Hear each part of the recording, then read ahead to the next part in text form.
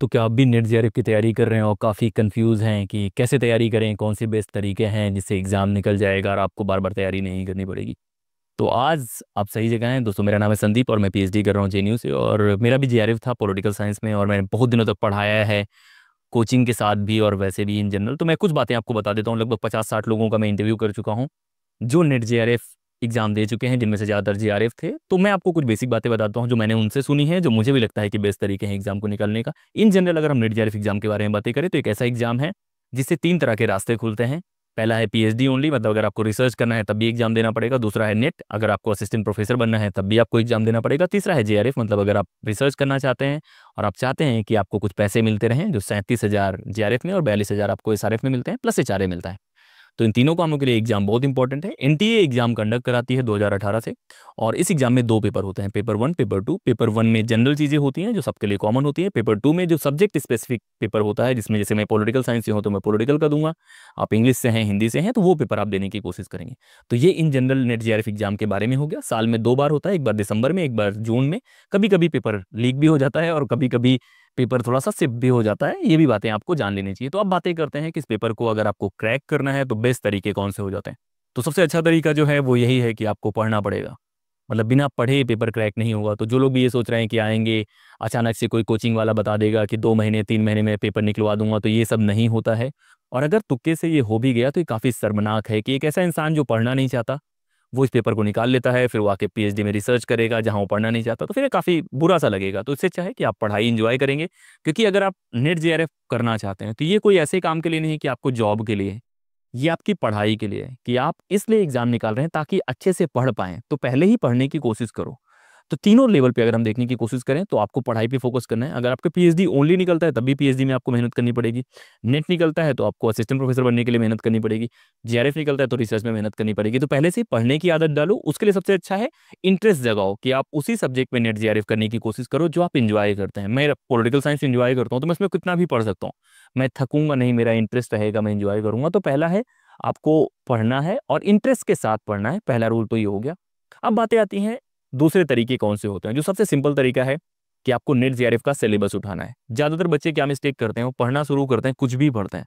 भाई एक सिलेबस है, सिलेबस को उठाना है, उसके जो जो वर्ड्स हैं, जो जो सिलेबस में है, वो चीज़ें आप रट जाना है कि भाई सिलेबस में पेपर 1 में क्या है, पेपर 2 में क्या है, दोनों को आपको फ्रेम करना है और उसी के अराउंड अपनी पूरी की पूरी प्रिपरेशन को रखना है। तो सिलेबस आपके पास प्रिंट आउट्स होने चाहिए, वो निकालो, उसको चिपकाओ और देखो कि कौन कौन से टॉपिक पे आप ज़्यादा अच्छा पढ़ पाते हो। लेकिन ये देख कैसे पाओगे, जब आपके पास किताबें होंगी और प्रीवियस ईयर क्वेश्चन पेपर होंगे। तो एक बार आपके पास सिलेबस आ गया, आपको पता है कि पॉलिटिकल साइंस में ये टॉपिक है, पेपर 1 में ये टॉपिक है, उनके अंदर सब टॉपिक है, ये दोनों बातें आपको पता हो गई। तो ये स्टेप 2 हो गया। पहले तो आपको पढ़ने के बारे में सोचना है, दूसरा है कि सिलेबस लाना है, उसको सिलेबस को अपने दिमाग में डालना है, और फिर आप तैयारी करते हैं कि अब तीसरे स्टेप पे क्या करना है।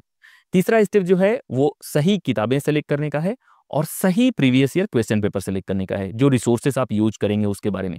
तो मेरा है कि अगर आपको इंटरेस्ट है सब्जेक्ट में, आपने ग्रेजुएशन में पढ़ा है, मास्टर्स में भी आप पढ़ रहे हैं, तो आप बेसिक किताबें ले सकते हैं। जैसे मैं पॉलिटिकल साइंस में हूँ तो पॉलिटिकल थ्योरी, कंपैरेटिव, उन सब की एक बेसिक किताबें होती हैं, वो आप पढ़ सकते हैं। पेपर 1 की अगर हम बातें करें तो पेपर 1 में खासतौर पे जो मटेरियल मिलते हैं, कोचिंग वालों ने काफ़ी अलग अलग किताबों से निकाल के मटेरियल बनाए हुए हैं, तो वो मटेरियल आप लेके यूज करेंगे।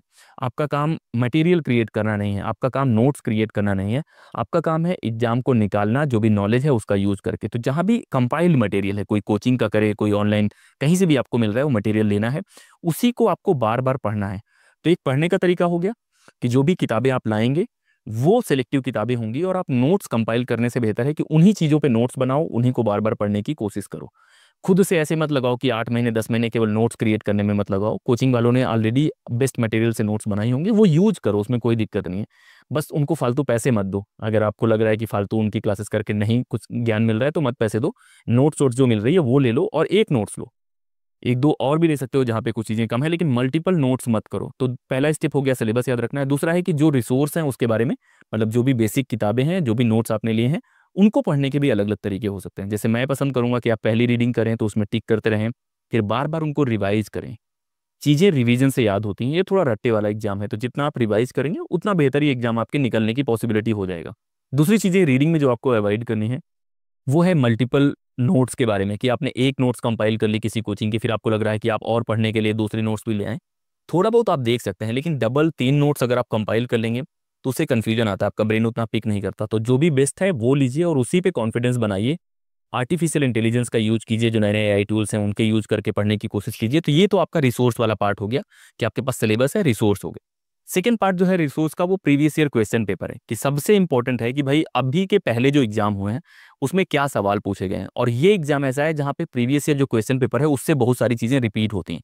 तो आपको 10 साल का तो वो लगा ही जाना है। मतलब लगाने का मतलब है आपको पढ़ना है, टिक करना है, रटना है और देखना है कि भाई किस टॉपिक पे ज़्यादा सवाल आ रहे हैं। तो आपके पास सिलेबस है, आपके पास किताबें हैं, किताबें आपने पढ़ ली है, फिर आप प्रीवियस ईयर क्वेश्चन पेपर पढ़ते हैं। जब आप प्रीवियस ईयर क्वेश्चन पेपर पढ़ेंगे तो आपको एक तो अंदाजा लगेगा कि किस तरह के सवाल आ रहे हैं, दूसरा आपका ब्रेन एक अलग तरीके से पिक करने लग जाएगा। मान लो कि मैंने रिसर्च मेथड के बारे में पढ़ा है, तो रिसर्च मेथड के बारे में मुझे जानकारी है कि वैलिडिटी क्या है, रिलायबिलिटी क्या है, पैराडाइम क्या है, ये सब मुझे पता है। लेकिन जब मैं सवाल लगाऊंगा तो मुझे ब्रेन एक अलग तरीके से सोचने लग जाएगा कि भाई ये भी सवाल आ सकता है, ये भी सवाल आ सकता है।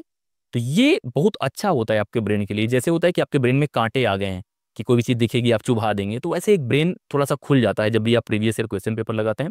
एक बार आपने प्रीवियस ईयर क्वेश्चन पेपर लगा लिया, पढ़ लिया, फिर आप किताबों पे वापस जाइए, किताबों को फिर से पढ़िए। फिर आपका ब्रेन थोड़ा सा अलग तरीके से उनको पढ़ेगा और आपका रट्टा थोड़ा सा स्ट्रांग होगा। तो ये तो बातें हो गई प्रीवियस ईयर क्वेश्चन पेपर के बारे में कि प्रीवियस ईयर क्वेश्चन पेपर आप लाएंगे, उनको आप रट्टा मारेंगे। अब बातें आती हैं कि एक बार आपने पढ़ लिया, प्रीवियस ईयर क्वेश्चन पेपर पढ़ लिया, सिलेबस है आपके पास, अब क्या सबसे इंपॉर्टेंट है? उसके बाद आता है रिवीजन। मैं बहुत बच्चों को बोलता हूँ कि पढ़ना इंपॉर्टेंट है, जब भी आप पढ़ाई करते हैं इंपॉर्टेंट, लेकिन सबसे इंपॉर्टेंट रिवीजन है। वो वैसे ही है कि आप हर दिन जाते हैं, कुछ पैसे इकट्ठे करते हैं और उनको एक जगह रखते जाते हैं। एक महीने का पैसे इकट्ठा हो गया, लेकिन जब अगले दिन आप कमाने जाते हैं अगले महीने, तो एक महीने वाले को भूल जाते हैं। तो वो सही तरीका नहीं है। जो भी एक महीने पहले आपने पढ़ा है वो भी आपको याद रखना है। तो आपके लिए रिवीजन बहुत इंपॉर्टेंट है और रिवीजन ही आपको आगे लेके जाएगा। ये सिंपल सा है। प्रीवियस ईयर क्वेश्चन पेपर भी रिवाइज करो और जो बुक्स हैं, आपकी नोट्स हैं, वो भी आपको रिवाइज करनी है। अब रिवाइज करने के जो बेस्ट टाइम है उसके बारे में अगर मैं बोलूँ तो मैं ये बोलता हूँ कि जो आपका पीक टाइम होता है, मतलब जहाँ पे आपको कंसंट्रेशन सबसे हाई होता है, उठने के लगभग आधे घंटे के बाद से लेके लगभग 3-4 घंटे का जो टाइम होता है पीक टाइम होता है, उसको सिर्फ रिवाइज करने को दो। जो भी आपने पहले पढ़ा है उसको रिवीजन में लगाओ और वही बेस्ट तरीका है इस एग्जाम को निकालने के बारे में। एक बार आप रिवाइज करने लग जाओगे, थोड़ा सा कॉन्फिडेंस आ जाएगा, आपने पढ़ लिया है, प्रीवियस ईयर क्वेश्चन पेपर देख लिया, उसके बाद आप मॉक्स लगाने की कोशिश करो। कि एक बार आपको लग गया ना कि भाई अब आपके पास वेपन्स हैं, आपके पास नॉलेज है, तो आप जाओगे बैटल में, एक जो ड्रिल बैटल होता है, तो जाओगे तो मॉक्स उठाओ, अलग अलग कोचिंग के उठाओ और कोशिश करो कि उनको सॉल्व करो। फिर देखो कि कौन सा जोन है जहां आपके क्वेश्चन ज़्यादा गलत हो रहे हैं। तो मॉक्स सिर्फ लगाना नहीं है, आपको एनालाइज करना है कि यार इस सेक्शन के सवाल मेरे गलत हो रहे हैं, तो इस सेक्शन को मुझे इंप्रूव करना है। तो फिर एक बार एनालिसिस होगा आपका, आप जान पाएंगे कि यार ये वाला सेक्शन मेरा वीक है। तो उस जाके देखो कि क्या नोट्स आपकी जो आपने पढ़ी थी वो इनफ है। अगर आपको लगता है कि वो नोट्स इनफ नहीं है तो फिर नोट्स थोड़े से इनहेंस करने की कोशिश करो, आर्टिफिशियल इंटेलिजेंस यूज करो या किसी और कोचिंग की नोट्स लेके उसको थोड़ा सा बड़ा करने की कोशिश करो। तो ये तरीके हो गए। मॉक्स तक हमने कर लिया, सारी चीज़ें हमने कर ली कि हमने सिलेबस देख लिया, हमने बुक्स ले ली, हमने प्रीवियस ईयर क्वेश्चन पेपर कर लिया, हमने रिवीजन कर लिया, हमने मॉक्स लगा लिए, एनालाइज कर लिया। फिर से बार बार वही साइकिल चलाते रहेंगे, मतलब जो एक साइकिल बना है वो चलाते रहो।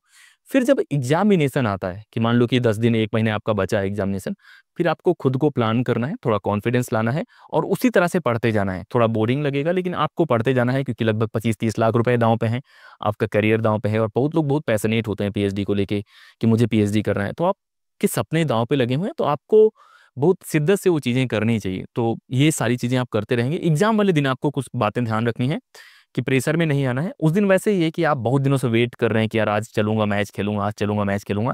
तो जब मैच का मौका आए ना, तो सिर्फ मैच के बारे में प्रेशर मत लो। उस दिन जाओ एंजॉय करने की, आज मैं देखता हूँ कि कैसे टफ सवाल आते हैं। थोड़ा सा कॉन्फिडेंस से जाओ, सही तरीके से जाओ, क्वेश्चन लगाओ, प्रेशर मत लो और इंजॉय करो प्रोसेस को। मतलब अब उस जगह पे जो करोगे वही आपका डिसाइड करेगा आपका होना है कि नहीं होना है। तो बहुत प्रेशर मत जाओ, मतलब बहुत प्रेशर में मत जाओ। जो आपने पढ़ा है वो वेस्ट नहीं जाएगा, पढ़ाई कभी भी वेस्ट नहीं जाती। तो ये तो तरीके हैं, एक एक स्टेप करके आपको क्या करना है। आप 6 महीने, 8 महीने, 4 महीने जैसे आप प्लान करना चाहते हैं वैसे आप प्लान कर सकते हैं। वो काफ़ी इंडिविजुअल होता है। कुछ बच्चे होते हैं जो मास्टर्स कर रहे होते हैं, उन्होंने ऑलरेडी बहुत पढ़ रखा होता है, तो उनका एक अलग प्लान होगा। कुछ बच्चे होंगे जिन्होंने पहले अच्छे से पढ़ाई नहीं करी, उनका एक अलग प्लान होगा। कुछ बच्चे होंगे जो कोचिंग लेके पढ़ रहे होंगे, तो उनका अलग प्लान होगा। वो आप अपने हिसाब से करो। लेकिन कुछ बातें मैं आपको बता देता हूँ कि ये एग्जाम 2 महीने में नहीं निकलता है, ये 3 महीने में नहीं निकलता है। 2 महीने 3 महीने में उन्हीं बच्चों का निकाल सकते हैं जो ऑलरेडी बहुत पढ़ चुके हैं, जिनकी सारी चीज़ें कवर हैं, बस उनको केवल रिवाइज करना है, मॉक लगाना है। इन जनरल कोई भी कोचिंग वाला आपको बोलता है कि आप घर में बैठे हैं, आपने पढ़ाई नहीं करी, आपको 3 महीने में एग्जाम निकाल देगा, तो उस कोचिंग वाले को आपको पकड़ना है, उसको बोलना है तो ही खुद ये एग्जाम निकाल के दिखा दे 3 महीने में, और किसी अलग सब्जेक्ट में। जो सब्जेक्ट आपको आता है उसको तो निकाल सकता है कोई भी इंसान जो अच्छा मास्टर्स करा है वो करा है, लेकिन जिसमें आप नए से शुरुआत कर रहे हैं ये बहुत मुश्किल होगा।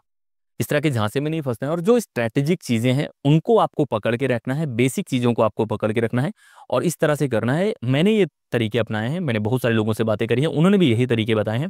Syllabus, previous year question paper, notes, revision, मॉक्स, analyse करें, एक सर्कल बनाएं, एग्जाम के दिन कॉन्फिडेंट से जाएं, अच्छे से पेपर दें और सही नियत से पेपर दें। और सही नियत से पेपर देने के बाद बहुत सारे रास्ते ओपन हो जाते हैं। और फिर मेंटली खुद को प्रिपेयर करें कि आप पीएचडी कैसे करेंगे। और इस दौरान मोटिवेशन भी बहुत इंपॉर्टेंट है, तो आप मोटिवेशन के लिए भी बहुत सारी चीज़ें कर सकते हैं। मेरे वीडियोस देख सकते हैं, जेएनयू की वीडियोस देख सकते हैं और भी बहुत सारी चीज़ें कर सकते हैं। तो इस तरह के वीडियोस हम लाते रहेंगे जहाँ पे हम स्ट्रेटजी के बारे में बात करें, रिसर्च के बारे में बात करेंगे, पीएचडी के बारे में बात करेंगे और भी लाइफ के इन जनरल सवालों को डील करने की कोशिश करेंगे। आपका काम सिर्फ इतना है कि आप सवाल पूछें और जो भी चीज़ें आपको जाननी है कि ये कैसे होता है वो भी आप पूछ सकते हैं। सवाल आपके होंगे, जवाब मेरा होगा। तो इसी तरह वीडियोस हम लोग लाते रहेंगे। आपका काम है ज़्यादा से ज़्यादा पढ़ना, नेट जेआरएफ जो भी आपको निकालना है वो निकालना और लाइफ में आगे बढ़ना। इस वीडियो में इतना ही। जय हिंद।